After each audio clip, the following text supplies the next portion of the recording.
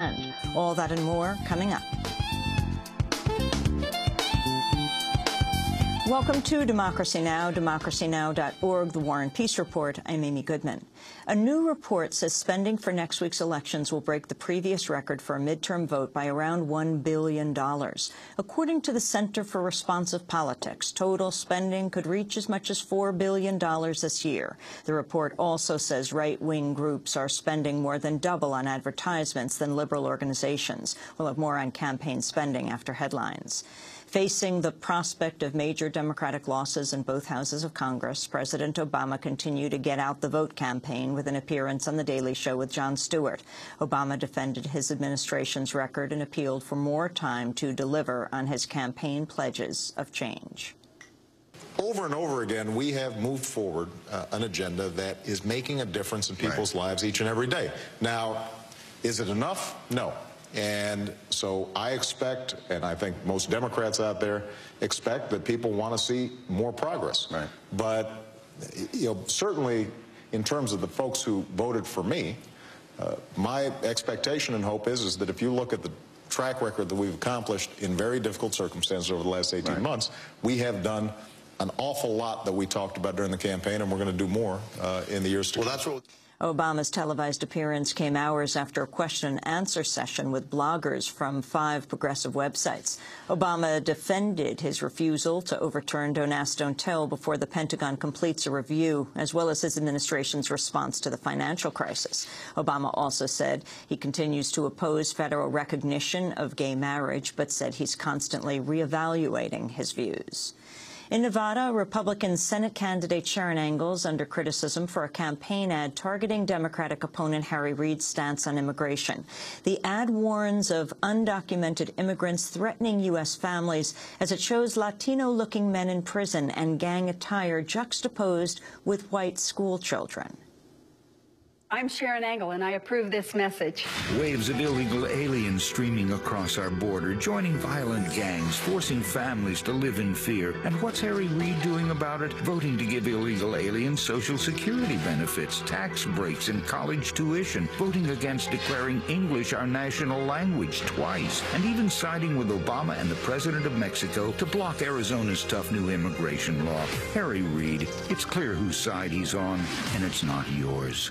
Several immigrant rights groups have aired Spanish-language response ads urging voters to reject Sharon Angle. The banking giant Wells Fargo has announced plans to modify some 55,000 documents that were improperly filed to carry out foreclosures.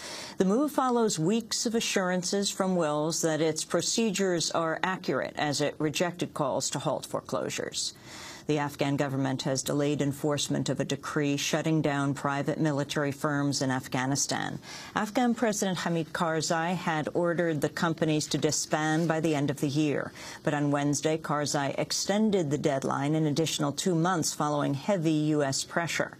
The Obama administration had warned the security ban would jeopardize aid and development projects in Afghanistan.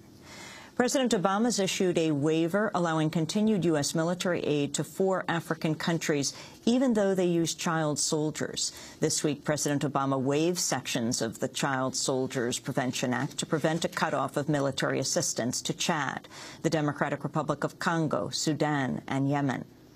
A Virginia resident's been indicted in connection with an alleged plot to bomb several metro stations in Washington, D.C. Farouk Ahmed, a U.S. citizen originally from Pakistan, was arrested Wednesday after a 6-month undercover sting. But as with other recent cases alleging terrorist plots, questions are being raised over whether Ahmed was subjected to government entrapment. He discussed the alleged plot with agents posing as Islamic militants, and U.S. officials say the public was never in real danger. Defendants in other cases nationwide have accused government informants and agents of devising the plots for which they were accused. The Pentagon's acknowledged a computer glitch took 50 nuclear missiles offline for about an hour last weekend. Military officials say they lost contact with the missiles, but would have still been able to launch them from a separate platform. The 50 missiles comprise 1/9 of the U.S. land-based nuclear arsenal. A member of a northern Arkansas school board is facing calls to resign after ridiculing the recent suicides of bullied gay and lesbian youths. Posting on his Facebook account, Clint McCants said he would follow a call to wear purple clothing to show solidarity with gay and lesbian teens, quote, only if they all commit suicide. McCants continued, we're honoring the fact that they sinned and killed themselves because of their sin.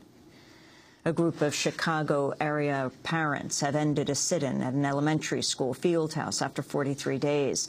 The parents declared victory after the Chicago School Board agreed to build a library and lease the Whittier Elementary School field house to the parents instead of tearing it down. In a statement, the Whittier Parent Committee said it would continue to negotiate with school board officials to ensure the new library isn't housed within the school's overcrowded main building. The group said, quote, the fight continues so that we can ensure that we have a quality education for all children. You can go to our website at democracynow.org for our coverage of this story from last week. Arizona has executed a prisoner by lethal injection after the Supreme Court overturned a temporary stay. Jeffrey Landrigan had been on death row for 20 years for a 1989 murder conviction. His lawyers had sought to force Arizona officials to disclose whether the drugs used for his lethal injection were legally obtained. An appeals court sided with the defense, but the Supreme Court overruled the decision earlier this week. And Argentina has declared 3 days of national mourning following the death of the former president, Nestor Kirchner. The 60-year-old Kirchner died from a heart attack Wednesday after being hospitalized with chest pains. He'd been expected to seek another presidential term to replace his wife, the current Argentine president, Cristina Fernandez, next year. Tens of thousands of mourners gathered in front of Argentina's National Palace in Buenos Aires after the news broke. Kirchner headed Argentina from 2003 to 2007 as it struggled to recover from a crippling financial meltdown. In an interview with the filmmaker Oliver Stone last year, Nestor Kirchner recounted a conversation he had with then-President George W. Bush on war and the economy. Were there any eye-to-eye moments with President Bush that day, that night? I say it's not necessary to kneel before power. Nor do you need to be rude to say the things you have to say to those who oppose our actions. We had a discussion in Monterrey. I said that a solution for the problems right now, I told Bush, is a Marshall Plan. And he got angry. He said the Marshall Plan is a crazy idea of the Democrats. He said the best way to revitalize the economy is war, and that the United States has grown stronger because of war. War. He said that. He said that. Those are his exact words. Is he suggesting that South America go to war? Well, he was talking about the United States. The Democrats have been wrong.